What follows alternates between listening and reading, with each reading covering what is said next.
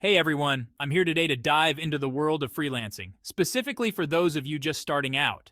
Let's break down the top platforms where you can kickstart your freelance career and what makes each one stand out. First up, Upwork. This giant of the freelancing world offers a broad spectrum of job categories.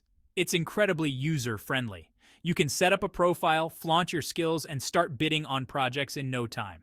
Whether you're a graphic designer or a web developer, Upwork has something for you. Next, let's talk about Fiverr. Famous for its unique gig system, Fiverr lets you offer specific services starting at just $5. It's a fantastic place to showcase your talents and build up that all-important portfolio, especially when you're just stepping into the freelancing scene. Moving on to freelancer.com. Like Upwork, it connects freelancers with potential clients, but adds a competitive twist with project contests. Whether you're bidding on projects or showcasing your skills in these contests, freelancer.com can be a game changer for your career. Then there's Guru. It's ideal for freelancers at all skill levels, thanks to its straightforward interface. Create a profile, bid on projects, and use the workroom feature to collaborate directly with clients, making your freelance journey smoother.